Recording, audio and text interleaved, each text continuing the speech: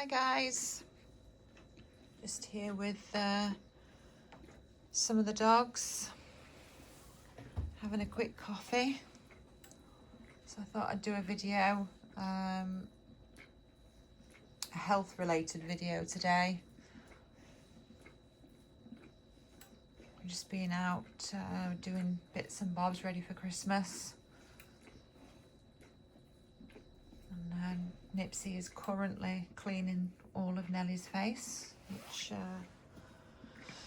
apparently she really needed a clean. So I wanted to speak about probably the most prominent health issue that we see, or we're seeing at the moment with this breed, aside from the obvious being cancer. I think the most prominent is probably cruciate issues. We've been plagued with it. We've seen it a lot. So I think, you know, I read about it all the time on Facebook groups of people having their dogs' cruciates done. A lot of people asking advice on which operation is the best to have, which surgery is the best to have. And obviously can give it from our side and the experiences that we've had. Nellie had hers done a couple of years ago. She had one leg done. Nipsey, Nunu. He gets in a zone when he's cleaning Nellie. And eventually Nellie gets annoyed with him. Nunu, sweetie. Good boy. Good boy, darling.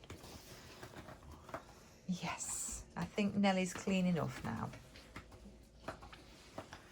So, yes, Nellie had hers done a couple of years ago.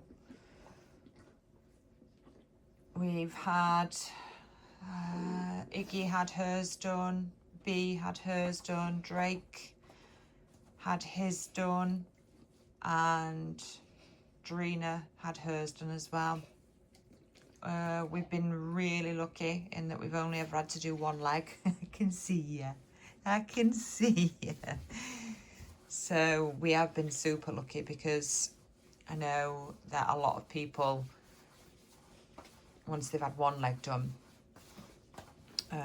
they tend to go on and do the second one, but we've never actually seen that with ours.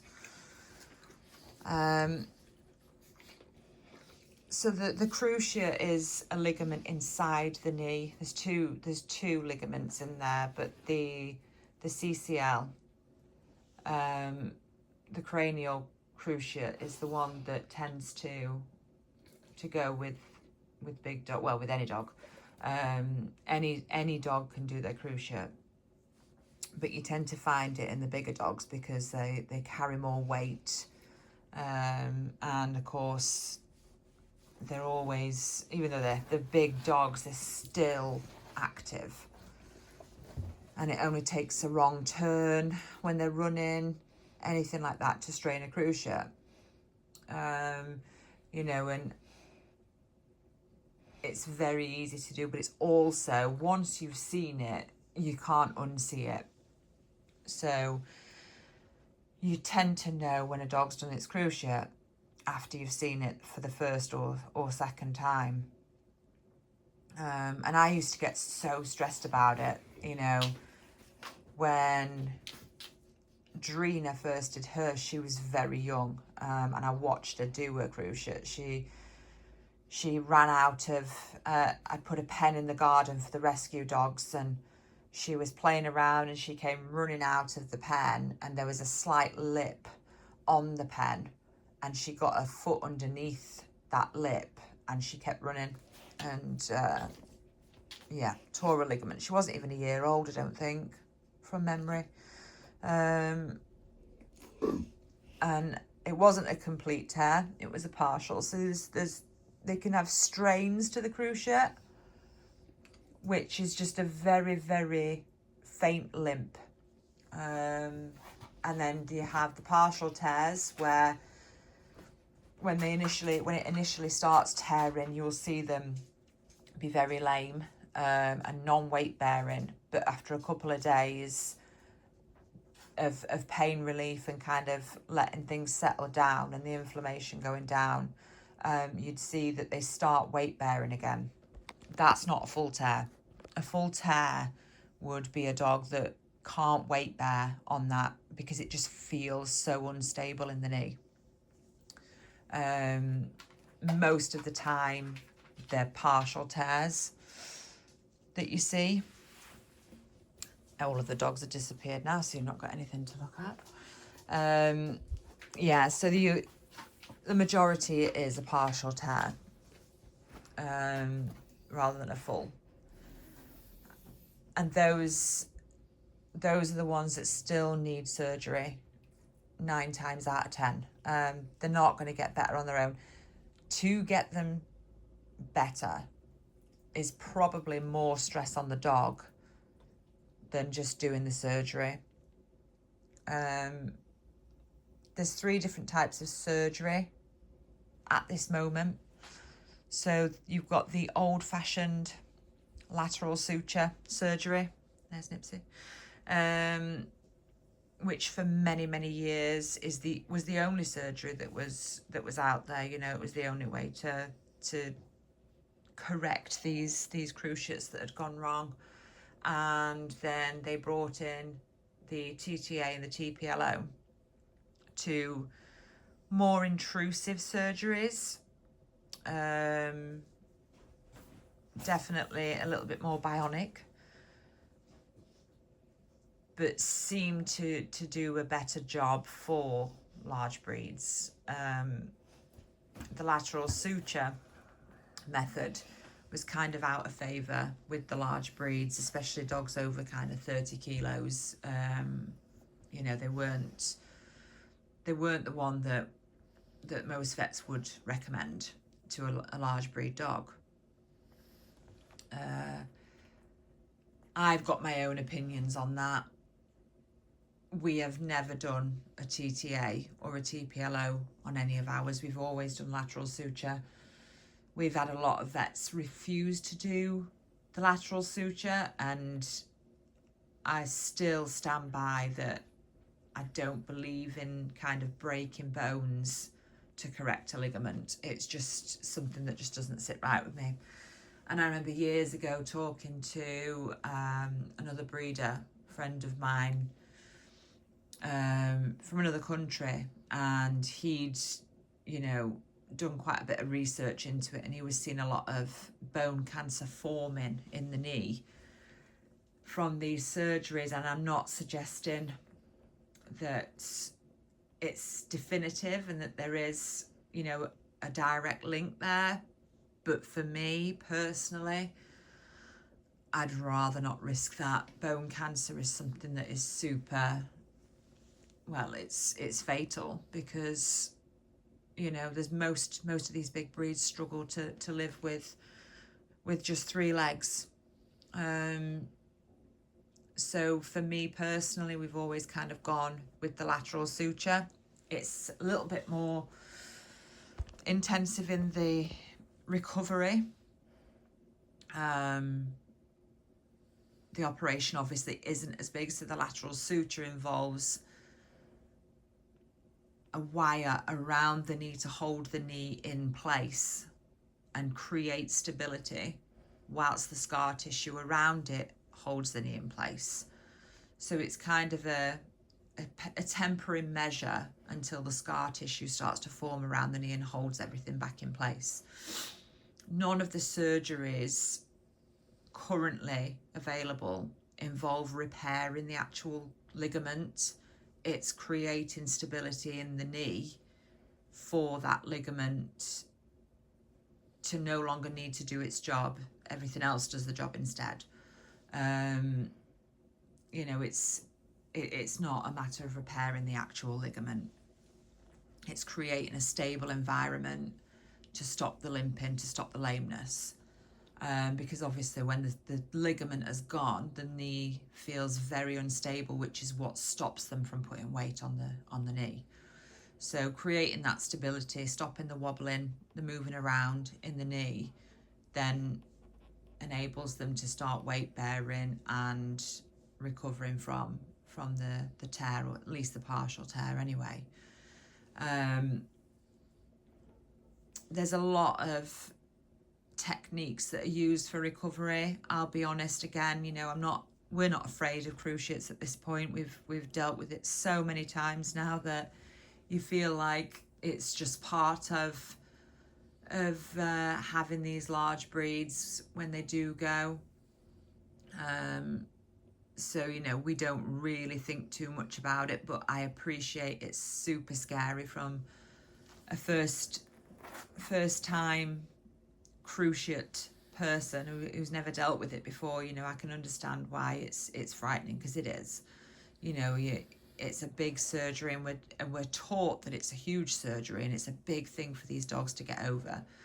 But I honestly haven't dealt with that at all. You know, they come home from the vets the same day normally. Ours come home, and for the first couple of days we do have to put a towel under their undercarriage to help them get around, to go to the toilet, things like that.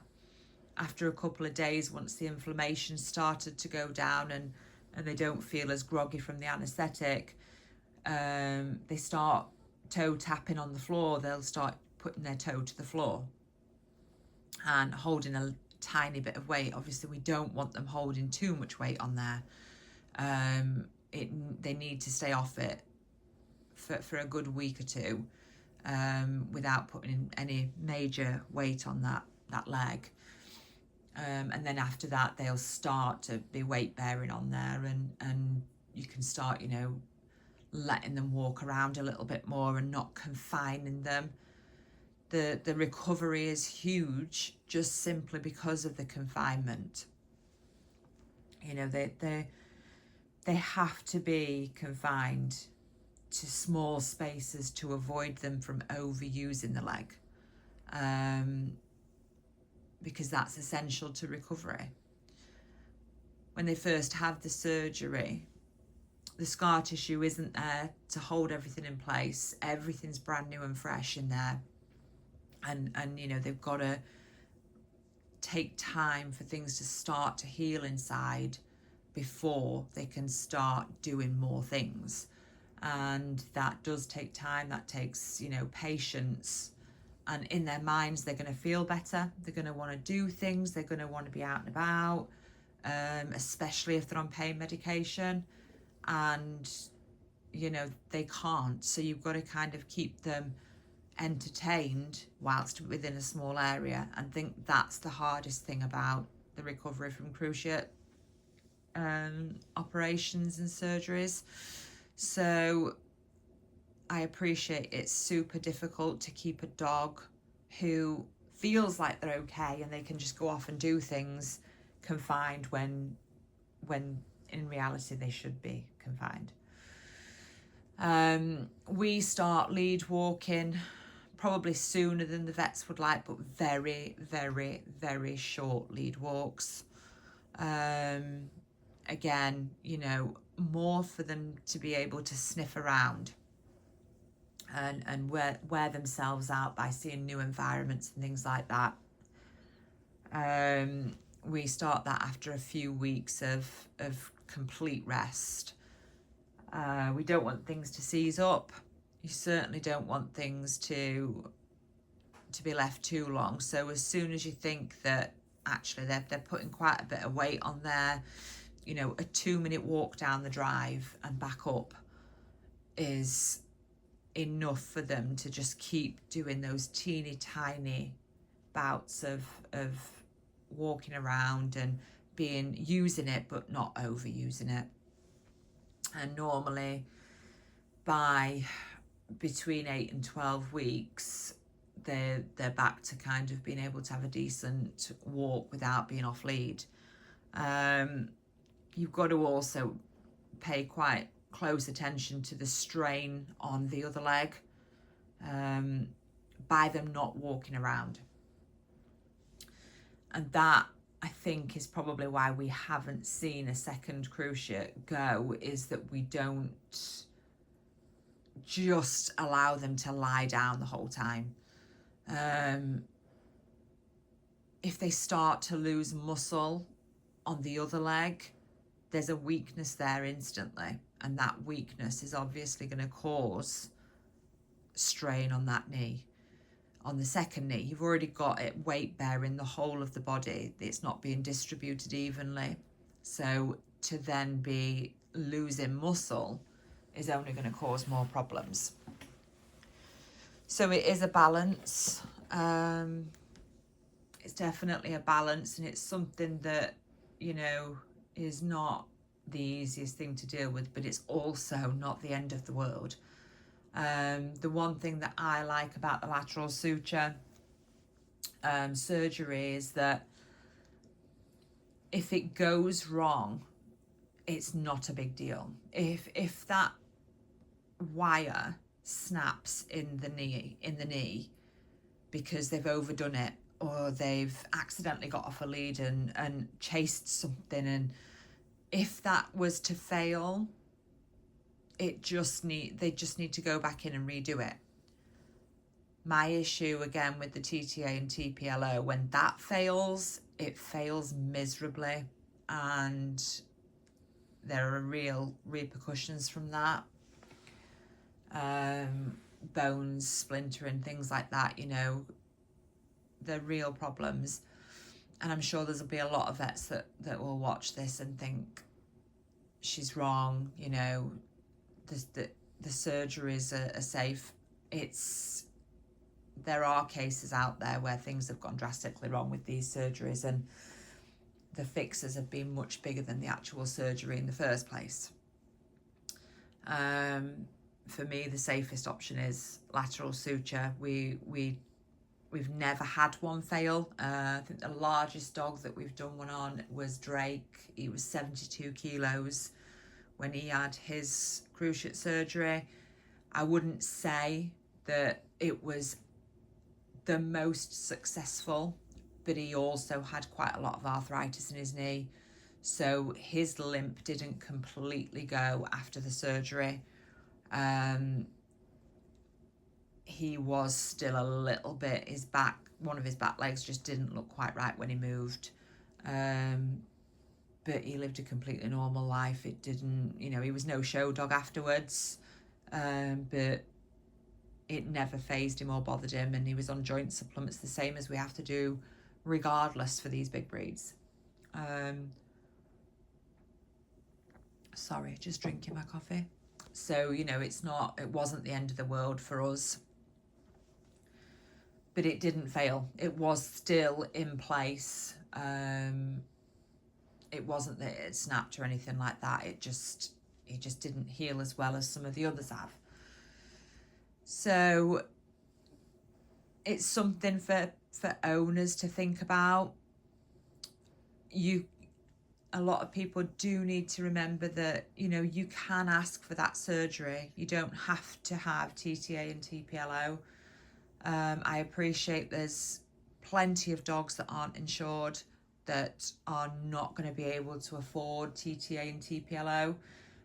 We've had people hand their dogs in to be put to sleep because they can't afford the surgery, but they were only given the TTA or the TPLO options for surgery, which, you know, most people couldn't afford to be paying £5,000 for a leg to be done. And people have actually handed their dogs into the vets to be put to sleep because they can't afford the surgery when there's a cheaper alternative out there. It's just finding a vet that's confident enough to do it on large breeds. And we were super lucky with our previous vet. We're super lucky with the vet that we've got now, but we were super lucky with our previous vet as well. He bred Great Danes. He's retired now. And he had no issue with doing lateral suture on a Bullmastiff. He'd done them on Danes, and had nothing but success. He'd even done both legs at one time on a day, and the dog recovered just fine. So we were lucky with him that he was more than confident to do that surgery on a large dog. And you know, the vet that we've got now, it wouldn't be what they recommended, but he's never turned away and said no. I think he's only done one of ours actually, before our other vet retired, but he's never said no. And we've sent a couple of other people that have contacted us to that vet as well to have the lateral suture done, because their vets wouldn't do it and would only do the more expensive surgery. And one guy, he was on benefits and disability, I think it was something. He literally didn't have the money, and his vets were adamant that they had to do this TTA or TPLO on him. I can't remember which one it was. They absolutely wouldn't, and he travelled quite a distance to go to our vets to get his dog's leg done to be able to afford to do it. It's a welfare issue not having the surgery. You know, the dog is in pain, so it has to be done. So these vets need to be offering a cheaper alternative, an alternative that's always been there. It's not a new surgery. Lateral suture is the one that we had originally before the more complex surgeries came into play. So, you know, it still baffles me that a vet would turn somebody away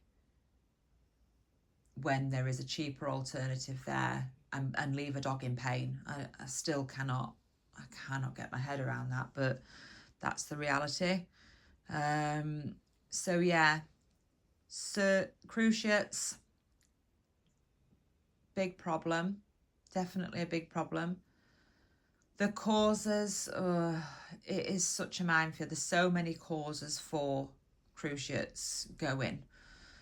There can be a genetic factor. There can be obesity is probably one of the biggest ones. Dogs not being in condition, not being fit, and being allowed to then exercise as though they are fit. That's going to cause a problem. A lot of, I think what we saw is we were seeing it in the dogs that had got a steep tibia in ours. The angulation wasn't quite right, and we were seeing that with ours. So a conformation problem, which again, it boils down to the genetics of what you're breeding. So we've seen it through that, but there's definitely obesity being an issue as well. Weekend warriors, as people call them, where dogs are not being exercised during the week, and then they're being took to, say, an open field, let out of a car, and then they just run wild without warming up. That will definitely cause an issue, because it's, you're bound to see an injury of some sort if your dog's just doing that. So keep your dogs lean. Definitely keep your dogs lean. Keep the weight off them. Warm them up prior to exercise. Get them, do a little walk prior to letting them off lead to run riot. That's the safest way. If you've got dogs with a steep tibia, if their angulation is not great on the back end, on the back legs, then always, pay attention to that. Don't let them be doing lots of quick turns when they're running, because they're going to do a cruciate, and you'll know about it because they won't be able to put their foot to the floor when they first do it. They'll hold that foot up high, and then they, as time goes on, you'll see them start to kind of put their toe to the floor, but that's all they'll do. They'll just toe tap. To diagnose it, It's not x-rays that diagnose it. People think that x-rays diagnose it. It isn't. X-rays rule out anything else.